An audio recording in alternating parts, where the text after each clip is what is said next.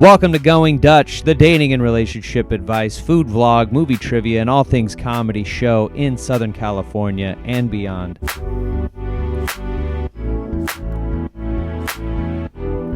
Welcome to Going Dutch, one of the best dating comedy shows in all of the internet land. If you've been scouring around and you're like, gosh, I want funny, but I also want dating advice, relationship quips.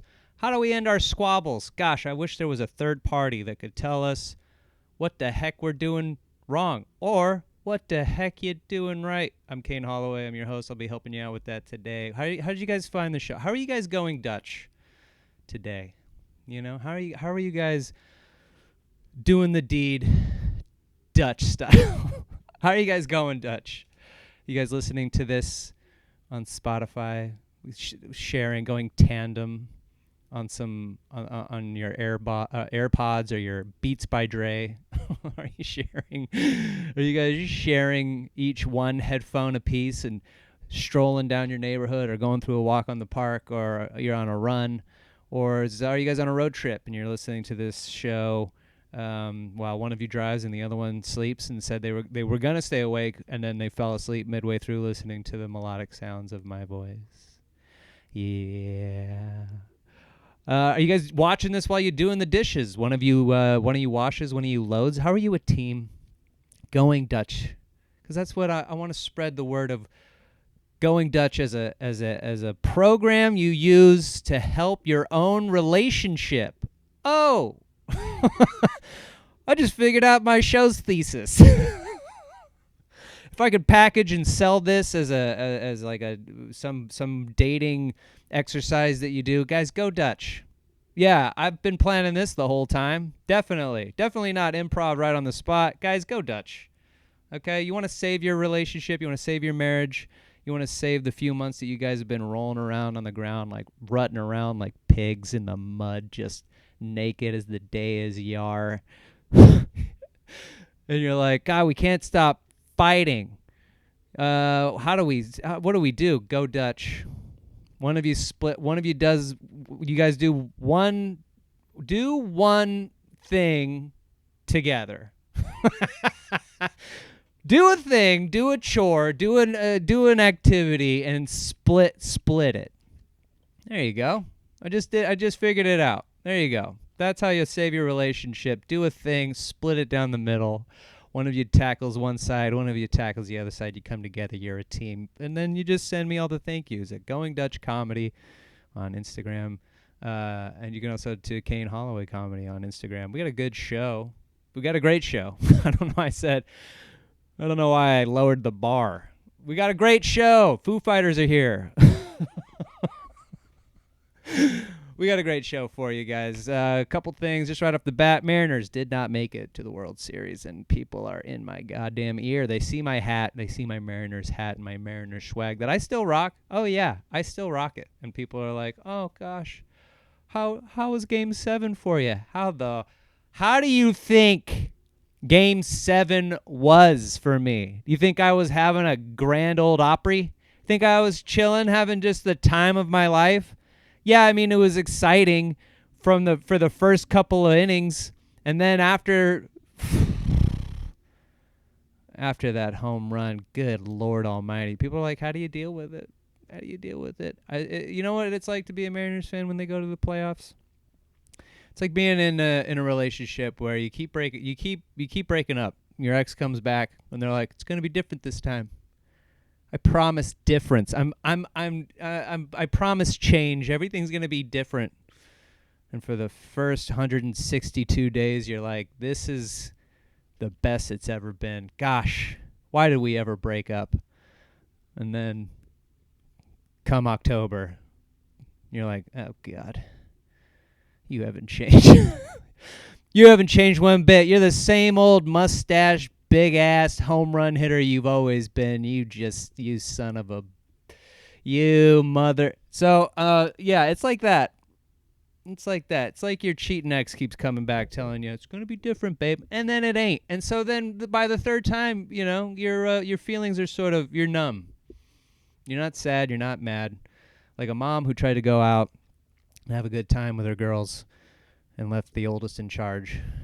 But when she comes home, the dog is dead and the youngest is missing. I'm not mad. I'm just disappointed. All right, let's get to our dating question. I put it out on the Instagram, both the Going Dutch Comedy and my personal Kane Holloway. And I got one back from a follower and I'm assuming listener of the show, Megan. She says, Kane, you might be the wrong person to ask, but how do I let my boyfriend know that I don't really like superhero movies? I find all the Marvel movies really taxing. We went and saw Fantastic Four, and I almost fell asleep in the theater. The problem is he watches all of the trashy reality shows with me, no complaints. How should I approach this subject? I'm thinking just letting him know he doesn't have to watch that my stuff with me, but I like that he watches it with me, so I feel like a hypocrite. Megan, look, I'm going to give you some piece of advice that my stepdad gave me when my relationship was failing. And unbeknownst to him, this was the exact advice I needed for me to end things with that person. Now, I'm not trying to get you to end things with your guy or your gal, but I do think that this is appropriate, a piece of advice. It just, when he said it, I remember thinking to myself, oh yeah, I need to find something new. So this is what he told me. Me and my ex, we were struggling. She actually wanted to ask my parents their advice. They've been married for 20 some odd years. And I think they were married for less time at that point because this is a long, long time ago. And you'll know by the references in the story. So she wants to tell them all of our issues and then get their advice. And my mom had a lot of go to couples counseling, and there's days that you're going to roll over and you're going to be like, God, I want to cut their face off and wear it. I hate them so much. But that's when you go to therapy. That was my mom's stock advice. So my stepdad, he comes up with his advice, and he's like, you know, your mom loves Everybody Loves Raymond. It's her favorite show. And I hate it. It's the worst show ever. I hate Raymond. I think he's a bad actor and really whiny. I don't like Deborah. She's like really naggy. It just seems like the worst relationship ever. The parents, I hate. He's like, doesn't find the show funny. He's like, also doesn't like Big Brother. She loves Big Brother. He's like, I don't like it. I hate it. I sit and I'm just like, yuck. This show, all these shows that your mom likes, they're all bad. They're all crap. I hate them all. But I love your mom, and I want her sitting next to me. So I don't actually mind it. And so that's what you need to find. You need to find somebody that you don't mind. You actually, the stuff that you hate, the stuff that you actively hate that they love doesn't seem as bad because they're sitting next to you enjoying it themselves, and you enjoy them, and you want them to enjoy it. So you sit there and you watch it, even though you hate it. What he does a lot of time, he likes to drink a little vodka with some Sprite or some Squirt, chews on some peanuts or some sunflowers. He's a real guy. Sometimes he'll like fiddle with his guitar. I mean, this is all way back in the day when I was a kid. I don't actually know what he does now, but. You know, back in the day, he like also had a thing he was doing at the same time as she was watching these shows. They just liked to sit next to each other. They enjoyed each other's company, and he would do his own thing sitting next to her. So I would say do that. I mean, you're right. Marvel movies get really taxing. And I also know what it's like to date a guy who's into those stuff. I mean, I don't know what it's like to date a guy who's into... I'm the guy. I'm the guy who's into that stuff. So I know that feeling of like having someone sit next to you who's just like, I don't get it. I don't like it. I don't understand why you like it. None of this stuff, the superheroes, it's all dumb, and I hate all of it. And I've dated many women like that who don't participate, and I'll tell you, it's very lonely because I'm down to watch Housewives. I will tell you right now, Housewives is the worst show on TV. All of them, every single one of them, maybe excluding New York. because they're just so classically beautiful. God, they're just all those women on there, so beautiful, just so when they fight, it doesn't seem so like trashy. That's the problem I have with it. I grew up in trash. This is like rich trash. I grew up in poor trash, so there was a lot more violence. Like people yelled at each other and said crazy shit, but then once you said the crazy shit, if you were drunk enough, the gloves were off, and a lot of family outings turned into people fist fighting each other.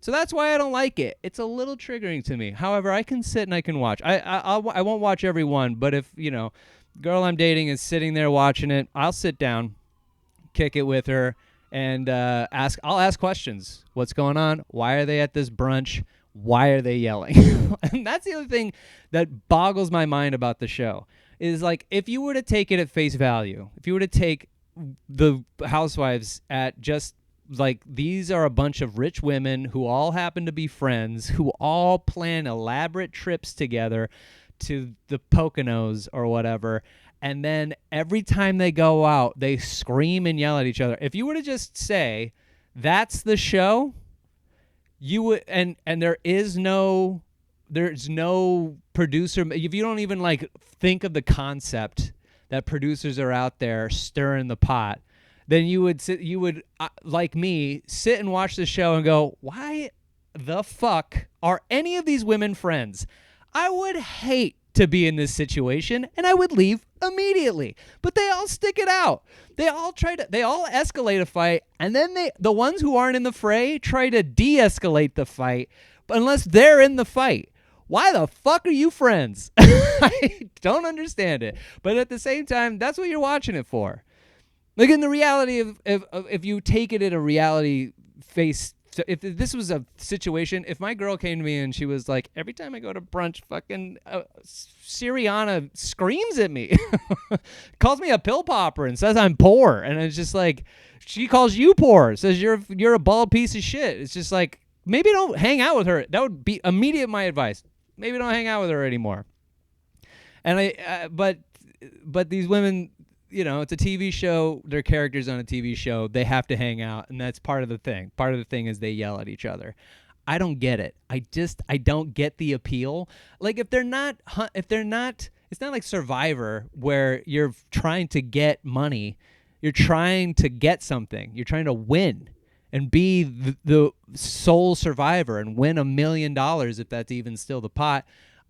All the infighting that happens, the backstabbing, they backstab to get them off the island, to kick them off so they could be the sole survivor. I so get when people shit on each other on that show. It makes complete and total sense. But those bitches aren't even trying to win money. They already have money. So why are they backstabbing each other? It doesn't make any sense. But my girl likes it, so I sit and I watch it, and I don't say anything. And what's cool is that she also sits and watches my shit. We give that to each other. I know you don't like it. She watches some shit, hates it. Will hate it. Hate every part of it. Think it like the whole thing is just like, God. She restless leg syndrome, ADHD, like everything's just attacking her all at once. This movie's too long, it's too boring, it's too sad, it's whatever. Let's God. And then, and she'll watch the whole thing, get done, tell me she hated it. And and that's great, because I'll do the exact same thing. You share it. So, how about this? How about you suggest? I'll suggest them to you. You suggest it to him if you haven't already seen him, and or your partner, whoever you're dating. Suggest them to them, and see what they are. You can't go wrong. Well, I don't know. It depends on how long your attention span is for a movie. I was gonna suggest watch The Batman on HBO. Take a break from Marvel. Watch The Batman, and then watch the sequel series with Colin Farrell, The Penguin. It's really good. It's a little Sopranos-esque crime show. That's the sequel to The Batman. If you haven't seen it, I would go back to back. Watch it like a show. Even you can break, because The Batman is 3 hours, treat that like a 3-episode miniseries, and then The Penguin is the sequel to that. Watch an hour at a time until you get all the way to the end. bang, start episode 1 of The Penguin. That'll be your binge watch. Treat it like a crime drama show where people get costumed up, and that, I think, and we can do that now. So do that as part of treat it like a streaming, and I think that'll salvage this like little chattering anger box you have when you're like, God, I don't get this. And also, yeah, I get it. Fantastic Four, I was like, this is boring for a lot of it. I was bored watching it. When they were in space, the movie really kicked ass. When Galactus comes to the planet and starts running amok, I'm like, yeah, this movie rocks. Anything around that, I was like, ugh, so boring. I don't care. Hopefully that's a solution to your issue. Let me know, and we'll be right back.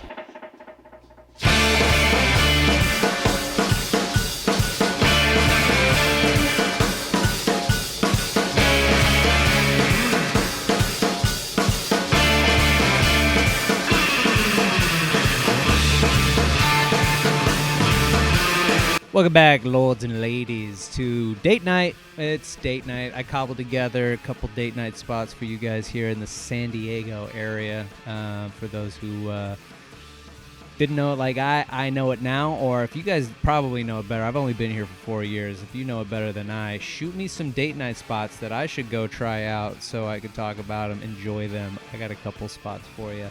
I love a good date night. I love a good cheap spot, too. A cheap spot that's really delicious. And I got a spot for you. I got them right here on my laptop. Hold on. Let me fire it back up. I keep all my notes on there because I use my phone to record the video of this. And so here we go. Got them. Cheap Eats PB. Pacific Beach, for those not in the know. PB Sushi. One of my favorite cheap eat spots. These guys absolutely rule. It's like a hidden little spot behind Handel's ice cream. God damn it. And if you've never had Handel's ice cream, you're guys, go get some Handel's ice cream. I don't know, that's not part of this, okay? I mean, it is part of this because if you want to make that whole strip on Garnett Avenue in Pacific Beach, what we call PB, us local guys over here in San Diego, local San Diegans, we love a good sushi spot and then go get some ice cream. That combination does not sound good, but it is. But that whole street has some cool shit. PB Sushi. What's great about these guys is they have this huge giant menu, and all their rolls are half price all the time. So you can go in and order about $100 worth of sushi, which I grub by myself. Walk out of there $50. An incredible spot, cheap as hell, on this cool strip to go walking. Then you turn around, you go to Handel's, get some ice cream. Some of the best handmade ice cream in all of San Diego, in my humblest of opinions. And then you just walk up and down that street. Across the street is a spot called Mavericks, where if you want to go party and drink your little tits off, then bam, it's right there. Then you just keep walking, and then there's like what used to be a church-related gym. I think you had to believe in Jesus Christ to be able to work out there. Didn't appeal to me, but it was there. And there's also like right next to that is a spot that sells like ice cream and then pot pies. I don't understand that combination either. What pot pies already? Even if you get a little mini one, a little personal pot pies are heavy as shit. It's basically soup. It's big heavy soup baked in really dense pie crust. Who the fuck's going to eat ice cream after that shit? That's an insane combination. It's called pot and pie. Whatever. Gross. But PB Sushi, if you guys are into sushi, they do a great, they have also like this really good, like spicy garlic edamame. I'm an edamame guy. I love, I'm a big sushi guy, and I love a good cheap eats. This is a spot for you. And then you just walk, you turn around and you keep walking past Handel's, and you see the beach. You grab your Handel's ice cream, you go walk onto the beach, and you go on the boardwalk, and you enjoy the lovely sounds of the waves crashing onto all the dead fish that have for some reason crawled up, and then people who walk their dogs in there watch the dogs chew the heads off of all those fish that have decided to jump up onto the beach and die. Sounds like a great date night to me. All right, moving on to we're going to North Park now. I got a new category, dope sandwiches. I love looking for a good sandwich spot for that 6-7 month time chunk in my life. I was living in New York City, not to brag, and there were sandwich places galore. It was a hub of some of the best sandwiches I've ever eaten, and I've been dying to look for it here. I found it here. There's a couple of really great spots. And the Lou's Deli in North Park is incredible. It is so good. They have a really great roast beef. I almost said roast beast. They have a really great roast beef. They have an incredible turkey club. The bread is toasted. The way it's prepared is just so, like, all the aioli and the spices that are inside the aioli that are laid on top. And they do the triple decker bread, meat, cheese, bacon, avocado, aioli, bread. It's so good. That's one of my favorite sandwiches that they have there. And then right next to it is the party spot. That's my other category, the party spot. So right next to, shared to Lou's Deli, is Happy Medium. So you grab you go and you order your sandwich from Lou's Deli. Sit down at Happy Medium. Comes with a little bag of popcorn. They give you a complimentary bag of popcorn. Happy Medium has all these like really cool slushy drinks. They got NA beers. It's a really like sick little spot that you can grab a bite to eat, then sit and kick it. They got outdoor seating, but like the windows, like big giant windows, they open those, and so it just feels like a party spot that you could hang out all day. That whole area in North Park is really incredible. And it's just like, if you want to start your night at Lou's, get some grub, and then you can just walk up and down. There's this dope t-shirt spot called Speakeasy, just like one block down. Right after that, you can make a whole day of this. Get to the Speakeasy, and then they have really incredible graphic tees that are brand new, but at used prices. So you're spending like 15, maybe $20 on a shirt, sweater, pants that are really great quality, last a really long time. A lot of the shirts that I have are from Speakeasy. Like a lot of my graphic tees I got from there. They have dope hats, and they have like off-brand. It's like shit that they just like that was made and like didn't get distributed out to the shopping malls. I'm not entirely sure how it works. I've never asked. I don't want to look a gift horse in the mouse. I don't want to look a gift horse in the mouse. Okay? You know that old saying, don't want to look a gift horse in the douse. So, but Speakeasy, dope as hell. You can go get like a shit ton of everything. Like that's a cool cheap spot to get some dope clothes and on your little trip out to go get a dope sandwich and a cool party spot. Also, speaking of drinking, I don't drink, as some of you may know, but I said at the top of the show and the previous episode. But I was out in a boot looking for some good pumpkin-style beer. I miss pumpkin-style beer since we're in the month of October, and I wanted some really good non-alcoholic pumpkin-style beer. And I found this place called Morning... Oh, shit. Now I gotta... God damn it. Now I gotta look it up. I had it, and then Oh, man. See...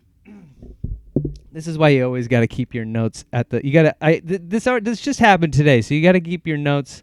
And then, of course, I deleted the Instagram. God damn you son of a bitch! See, this is why you don't do well at office jobs, because you just you think you're ready, and then you're not ready. Then you show up to the meeting, and you barely have it together. Every office job I ever had, everyone's like, Kane, do you have all the things that you needed? I'm bad at school. I'm bad at office work. This is why I do this. And I'm doing, this is my own show. And I was like, I'm going to talk about it. And I forgot the name because I have like weird short-term memory loss. And then I was going to put it in my notes and I fucking didn't. Monday morning .af, Monday morning. And it's the entire spot is also in PB. This spot is non-alcoholic. They have like this array of non-alcoholic beers, wines, liquors, all these things where you can like make really cool cocktails and like drink wine and feel like you're drinking when you're not drinking. For those of you that are sober but would still like that feeling of like partying and having a night out, drinking, like gaining the calories, without damaging your liver or fucking your life and to a point where you're living in a dirty mattress in the alley of a restaurant that you now can't afford to eat at. So this place, Monday morning, it was really cool. I walked in just to I was like trying to find some cool pumpkin spice, and then they had this like eclectic little different array of different solo cans, and you can pick and then make your own 6-pack, and then you have they gave you a 6-pack holder and you just kind of like snap it in. And I found this beer from Go Brewing, having it for the first time. It's called Fucking Pumpkin. And that's the can for those of you watching. Fucking pumpkin with real pumpkin and spices. And brother, this shit is delicious. It is good. Like really good. I really enjoyed that. It's so good. It's exactly what I wanted. So if you're a non-alcoholic drinker looking for that kind of vibe where you like miss beer and like having a beer and hanging out with some friends, or like having people over and they also don't drink. And so I have like different arrays of beers. You'll be seeing them throughout every episode. I don't know about every episode. A lot of the episodes, I want to highlight some of that cool shit that people who don't drink maybe you don't know about. And so Monday morning, check out Monday morning. Also, you could check out all of these in the description.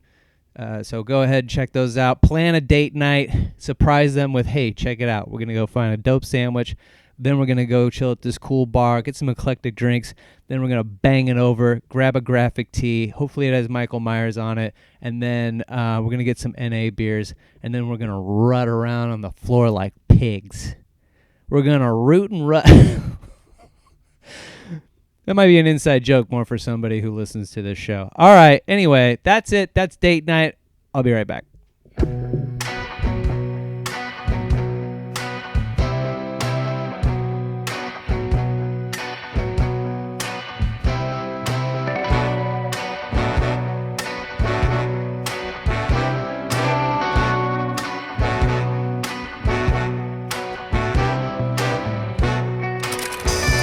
And we're back.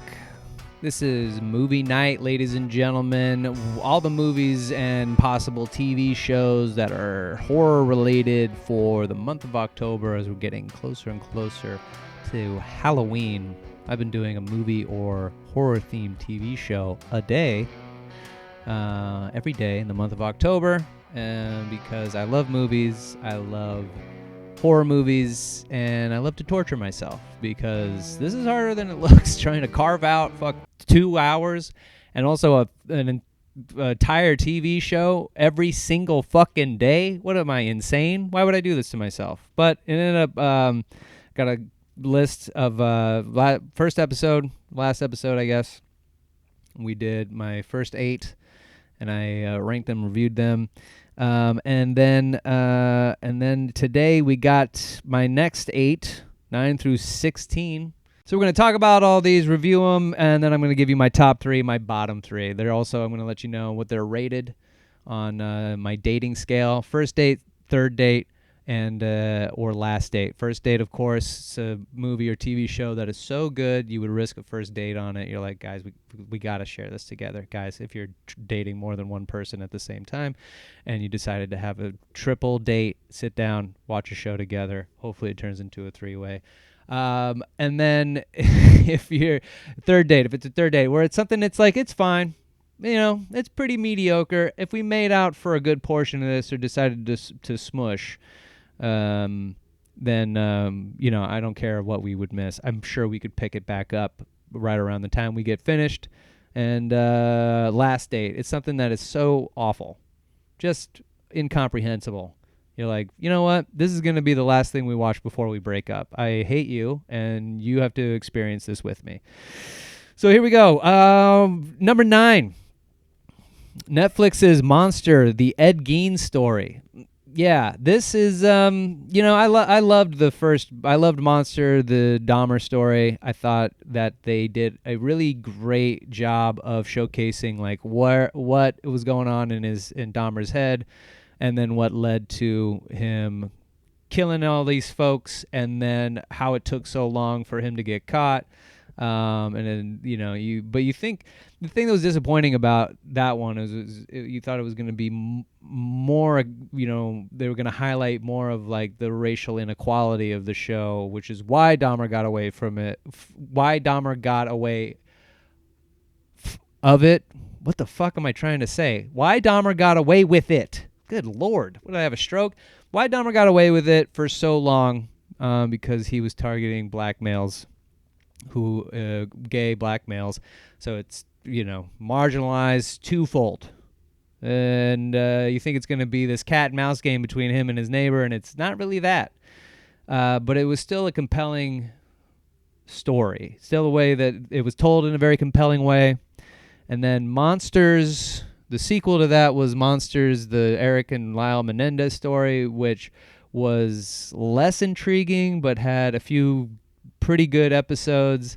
There was an episode where they meet OJ in prison, which happened, but it's not anything to do with the story. Like OJ doesn't pop up later, and and so like I guess it was to highlight. I guess if I'm gonna give that moment credit, I think it was to highlight the fact that they were the big news story until OJ killed Nicole, and then he got sent to prison and everyone forgot about them, and then they their trial, no one cared about their trial anymore, and it stopped being a big story. And then there's this one take episode that was really compelling.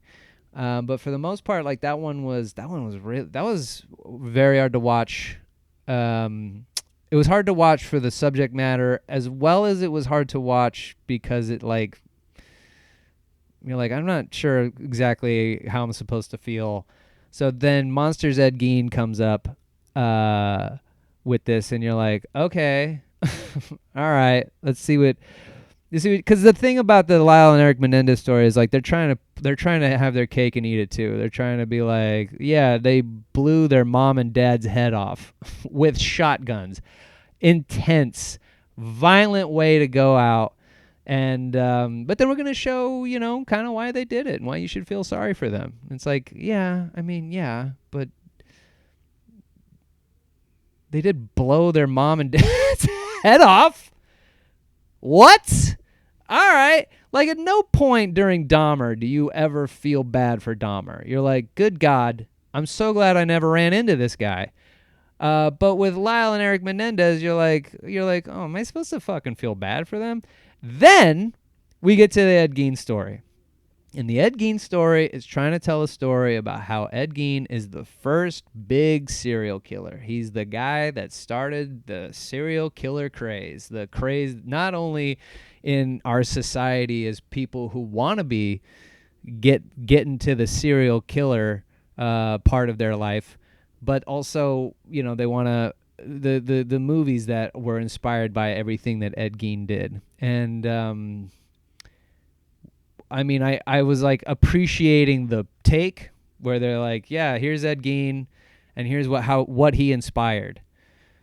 But then it's just it's cut so weirdly. Every episode I'm like, what are they trying to tell me?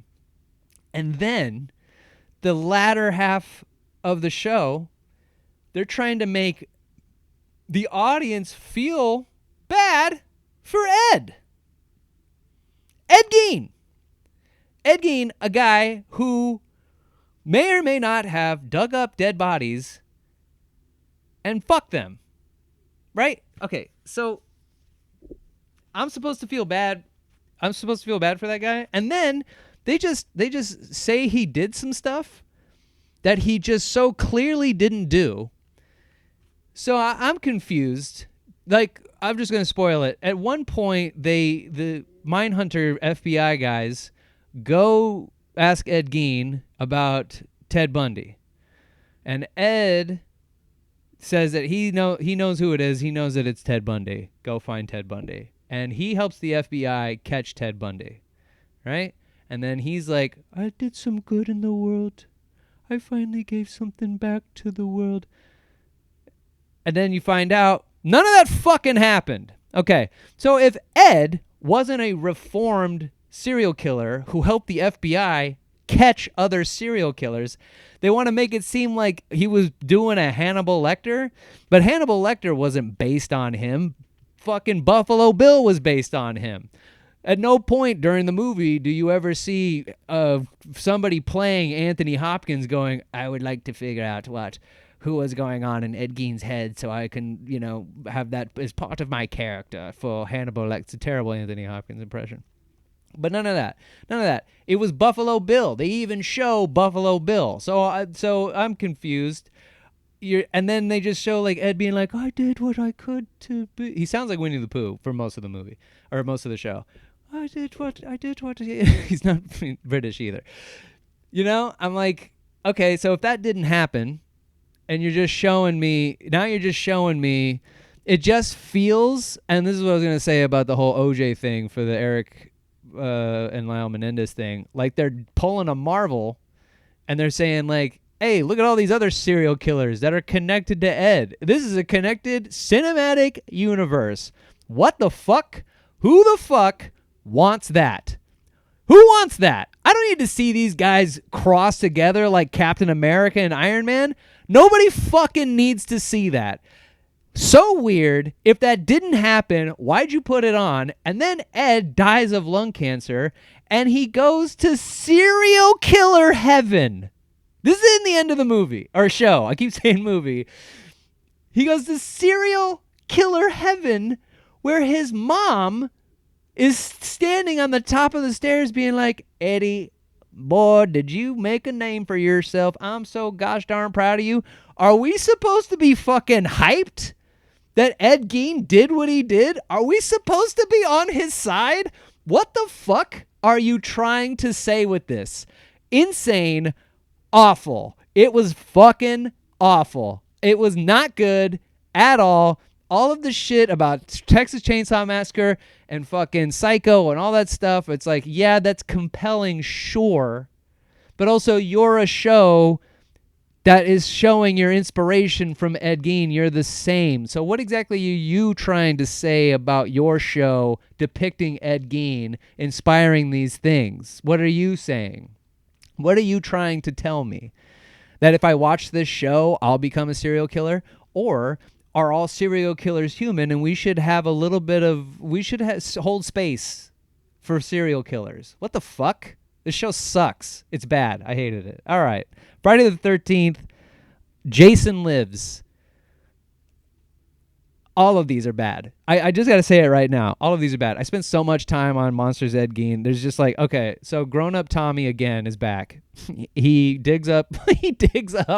He's not convinced that Jason is dead, so he digs him up out of the grave that he was in. Tommy killed him. He's dead. Jason wasn't even in the last movie. It was some guy pretending to be Jason, and then they hinted that Tommy was supposed to be the new Jason, but now Tommy is not the new Jason. Tommy is here to be Jason's nemesis. Tommy digs him up, sticks a spike in his chest, electrical storm, hits the rod, reanimates Jason. Jason is now a zombie. What the fuck?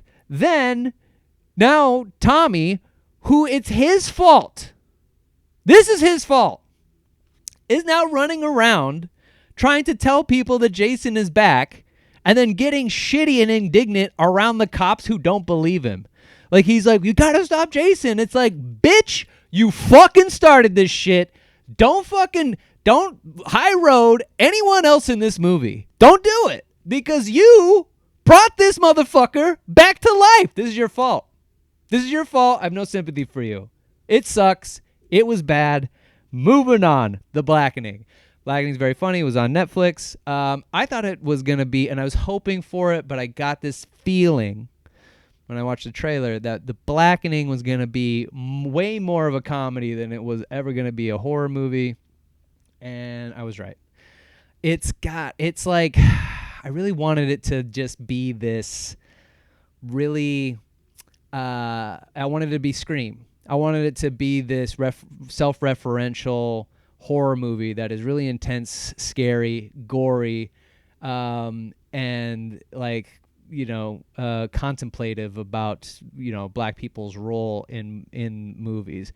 And it was basically Scary Movie again. It just felt like another Scary Movie.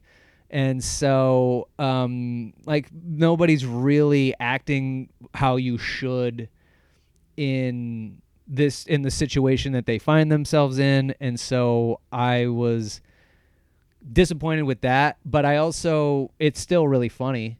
Like, a lot of the shit that goes on and a lot of the stuff that's said, a lot of the commentary on all of the, like, everything that they're doing in the movie. And like the concept that they're getting close to the end and they have the ability to call the cops and none of them want to do it. You're like, yeah, no, I get it. It's like that feeling. It's like when you get to the end of Get Out and, the main character, I think his name is Chris, is standing over his white girlfriend with a gun. And then you see blue lights and everyone in the theater. It just, nothing needed to be said. Everyone in the theater was like, oh my God, it's over. He's so fucked. All right, moving on to Friday the 13th, New Blood. This is where Jason fights Jean Grey from the X-Men. There's a girl, and this one is even more confusing. There's a girl. Tommy doesn't exist anymore. He was Jason's nemesis. He's able to somehow get Jason into the middle of Crystal Lake, chain him to the bottom of the lake, and then that's where Jason stays. So at one point, this little girl is seeing her parents fight, so she rows out to the middle of the lake. Then the dad comes out to a dock that's really high, really, really high in the air. And which makes the dock not a dock, even though she goes to use the dock and then to get on the boat. And then all of a sudden the dock is like 40 feet in the fucking air. And then she's so mad at her dad that she uses her psychokinetic powers to bust and break the whatever. The thing, I can't even remember the name of it now. Talking about these movies drains my intelligence. Truly, it makes me dumber. What the dock? Jesus Christ. She shatters the dock, drowns her dad. Dad dies. Cut to many, many years later. This little girl is now an adult woman, which they've done already with Tommy. Tommy once was a little boy, played by Corey Feldman, killed Jason. Next movie, they show Corey Feldman as a little boy having scary Jason dreams. He wakes up, he's an adult, played by an actor. Then in the next one, it's Tommy again, except he's played by a completely different guy. They were like trying to make Tommy Jason's version of Jamie Lee Curtis, but Tommy wasn't there at the beginning. And this franchise is all over the fucking place. Anyway, so now there's a person with superhuman powers. She has Professor X powers, and she can move things with her mind. She accidentally wakes up Jason. So Jason starts killing people. And then she gets into a fight with Jason where she uses her telekinetic powers. And then she is able to set him on fire. And then they get to the dock. And then she uses her powers again to resurrect her dad, who died, I'm going to say, 15 years ago, give or take, right? There's no timestamp. So, but he bursts out of the water and then grabs Jason, drags him down to the lake again. And the dad looks exactly like he looked 15 years ago. Huh? None of that is how any of that would work. If we're gonna go, the dad doesn't have superpowers, right? He's not Aquaman. And if he was, why did it take him so long to get out of the fucking water? So, let's say the dad drowned, right? He's now a bloated, big puffy corpse until the water just erodes, until decay happens, and he would be a skeleton, right? He wouldn't look exactly like he looked 15 years ago. The guy looks exactly like he looks at the start of the movie. Just wet. He's just wet. Okay, let's say he doesn't die and he's just under the water. Right? So he didn't age while he was under the water? But you did. He wasn't in the ice. It's like truly an insane and upsetting thought to think this was popular. There's a fucking reason I've never watched these movies. I watched the first one and hated it. The first one is bad. It's a bad movie. The second one is just as bad, but now it's just a male killer. It's bad. They're all bad. This one's bad. Why do they keep getting fucking made? I don't get it. They even remade it, and that one was bad. They remade it knowing all the pitfalls of what the problems are with the other 900, and they were like, well, let's just, we'll do it good. We'll do it good because it's 2013 or whatever. And that one sucks. Okay, bad. Moving on. Joyride. This is a great movie. Paul Walker, Steve Zahn, they get a ham radio or whatever, and then they go on a joyride to go pick up this girl that Paul Walker is into. It's pre-Fast and the Furious. He loved driving cars in movies. It was like his favorite thing. And then they get a radio, and then Steve Zahn decides he wants to play a trick on a truck driver who's like lonely. So Paul Walker pretends to be a girl, gets him to a hotel to fuck with somebody in a room, and then the truck driver figures out who they are and starts taunting them. It's basically what I called in my review white trash Scream, and it's funny, and it's scary, and it's tense, it's ridiculous, it's everything. It's just so good.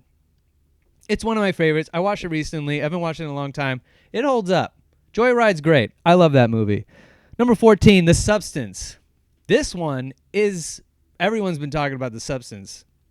That one is fucking so good. The Substance is incredible. Probably my favorite movie I've watched for this series of movies. And one of my favorite movies of the year that I've watched. It's as good as everyone was saying it was. I don't know why I didn't watch it, but it's fucking incredible. Demi Moore. It's what I love about The Substance is that it is so well thought out. It's such a well thought out story. The dialogue in it is so minimal, but you get exactly what everybody wants and what everybody's struggling with basically no inner dialogue, no inner monologue. No, at no point does anybody say anything out loud to hold the audience hands. But it's just so well crafted as a story that they don't need it. Like, I can't imagine that the script is very long, but it is really well done. Demi Moore kills it. Still, just, gosh darn it. So hot. And I just loved that it was just this movie about, it's this body horror movie about the beauty industry and and our obsession with age and youth and hotness and the turmoil we all put ourselves through to continue to cling to our youth. I even talked about it last episode with friends who are at my age who are like, you eat past 8 o'clock and it makes you want to kill them and kill yourself. And but it's just like, there's just like that, it's like that scene in Barbie where Barbie says to that old woman, you're beautiful, and the old woman's like, I know, basically like, people can be beautiful no matter how old they get. And so in this movie, the torture that they put themselves through to get to be beautiful, to be looked at and sought after, I just thought it was great, and it ends in the craziest way. Just one of the coolest ways to show someone's backstory at the start of the movie. I knew I was gonna love this movie when they show them putting the main character's star on the Walk of Fame, and then they just show a time lapse of that star and the eventual cracks in the star, showing you basically like where her mental state is gonna be by the time we meet her. And then it's fucking chaos after that. Substance is the best. Really great. My favorite. Number 15, Vicious. This one was on Paramount Plus. Dakota Fanning, old lady comes to her house, gives her a box, says, this is yours now. I'm going to leave. She leaves. And then the box starts to torture Dakota Fanning and making her put stuff in the box. And it's also a body horror, psychological horror movie. And it's basically a one-woman show. It's just pretty much just Dakota Fanning acting against Dakota Fanning. And showcases her skills. She still has it. She's killing it. She's really good. And I thought the story was pretty great. I wanted more investigation into the box itself, but the movie takes place in one night. Like, she basically gets the box starts to torture her, and then she accepts that, okay, well, I feel like shit, so I have to sacrifice things about myself and put it in the box. And then, she starts to learn things about herself and things she needs and she doesn't need. And but ultimately I was like, this is like pop-up scary. There's a lot of jump scares, so the rewatch ability of it, it kind of like wanes, because you're like, oh, someone's gonna come around the corner and freak her out, and then that'll end. And so you really love this psychological horror parts of it all. Thought that was really well done. And then it ends in a really cool way, but also still in a confusing way, where you're like, okay, but also, you could have done that the whole time? And also, why didn't you do that from the start to then maybe figure out, is this thing full of shit, or am I going crazy? But, whatever. Still thought it was good. Moving on. This is the last one on the list. Another Friday the 13th. Friday the 13th, Part 8. Jason Takes Manhattan. And for some reason, I had high hopes for this, that it would be so bad it's good, because how did Jason get to Manhattan? And then what does he do in Manhattan? How does he take the city of Manhattan? The killer who is never out of the woods is finally in the concrete jungle. And how does he take it? How does he grip the fear, the hearts and minds of the Manhattanites? Right? And then you watch the movie and you realize that Jason's in Manhattan for up to, I'm going to assume because I didn't time it, but I'm going to say he's in Manhattan for 10 minutes. And the movie is, I'm going to say like 2 hours, close to 2 hours, an hour and 50 minutes long. He's in Manhattan for 10. Most of the movie takes place on what I would say the most ludicrous idea of getting one character from one point to another point. A bunch of high school graduates take a fucking like shipping container boat. I don't even know what the fuck to call it. A big giant rig. They take a giant shipping ship. God, what the fuck do you even call it? They take this big giant boat to New York. Jason gets on the boat and then he kills almost everybody before they even get to Manhattan. And then when they get to Manhattan, Manhattan is so cartoonishly evil. Just the city itself. As soon as they get off the dock and down an alley, they have been in, not exaggerating, they have been on the island of Manhattan for up to 30 seconds. They get mugged immediately. They get mugged immediately, and then the person you think is the main character gets taken away, kidnapped from the rest of her group. Then they're about to assault her, and then they shoot her up with heroin or something, some drug. It was green. It was like close to green, and you're assuming it's heroin because what else would they give her? And then what else would the public know that that they're doing? It's So I'm gonna assume it's not ever really said what it is, but you're just gonna assume that's heroin. So they give her heroin, and then Jason comes and kills them. And then for the rest of the movie, she's running around perfectly fine. Now, I myself have never done heroin, okay? But I have seen people I've been in rooms where people talk about what it feels like to be on heroin, and that bitch was not on heroin. She wasn't even remotely pretending to be high. She didn't even try to be high. Like, she just got it. They gave it to her. I watched them inject her with it. Then she just is sober as a judge the rest of the time. She even drives a car perfectly down the street to run Jason over. What the fuck? God damn it. All of these movies are hot, terrible diaper garbage. I hate them all. I hate every single fucking one of them. None of them are good. Just the straight up Jason ones. I'm about to watch Jason X. And I watched that once a long time ago as a kid, and I remember loving it because it was also bad. Because Jason is in space. It's called Jason X. He becomes Super Shredder in the movie. He goes through a thing and becomes Super Jason, and then keeps killing. But he was already Super Jason because he's a fucking zombie you shoot him and he doesn't die.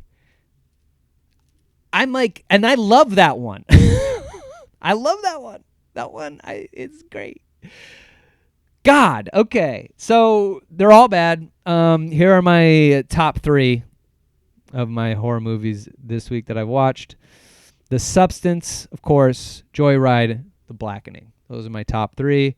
The Substance, first date movie. It's so good. I would risk a first date on it. It's just, it's going to ruin the mood it's kind of going to ruin the mood. It's really sexy. It's a sexy movie. So that first half, if you're not smushing before then, then you guys are really locked in. Joyride, again, first date movie. I love this movie. I think it holds up. It's one of Paul Walker's best movies where he's driving a car the whole time.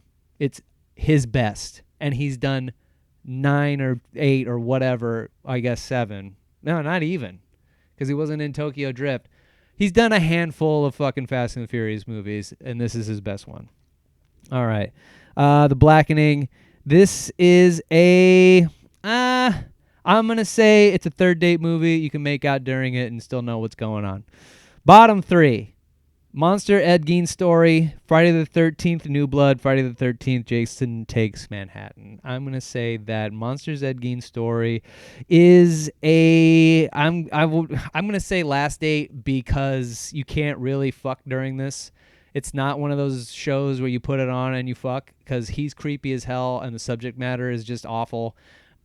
You just can't. So it's a last date. If you decide you hate this person and you want to slog through 3 hours together, this is the show. Friday the 13th, The New Blood is I'm gonna go third date because there's enough going on with it. Like there's enough, like the girl having psychic powers and them having a fucking X-Men fight is interesting enough to make you want to keep it on. But the acting is terrible and everything that happens in it is bad. So it's still a third date movie. You could fuck during it and then and be fine. And then Jason Takes Manhattan, last date. I hate this fucking movie. I think it is so boring, so bad, so really poorly executed. Shouldn't have been called Jason Takes Manhattan. He's not even fucking. He's barely there before he gets killed. Before he's just turned into. And also that's the other thing. He doesn't sludge. Toxic waste in the sewer hits him and turns him back into a small boy. But, okay. So then the next movie is Jason Goes to Hell, which I've watched.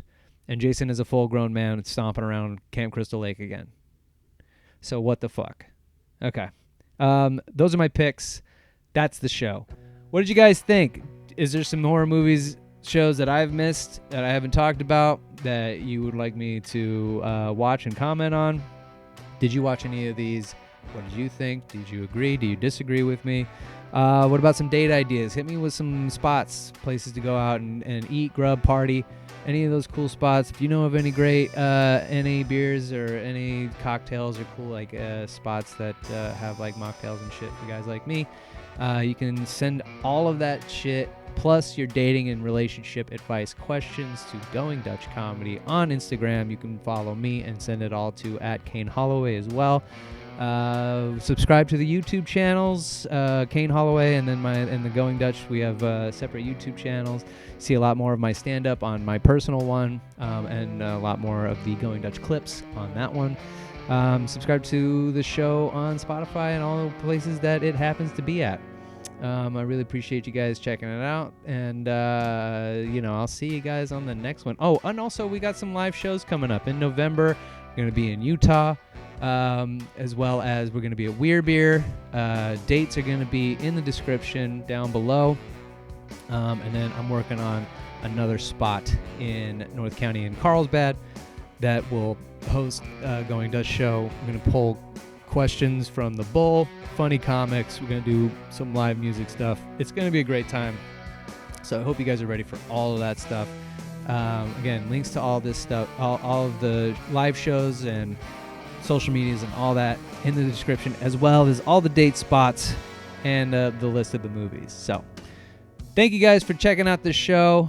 I'm so glad you guys are here. Glad to be back podcasting and talking about all the weird, crazy, dumb dating stuff that I do and that I can help you out with. And that's it. That's the show. Bye.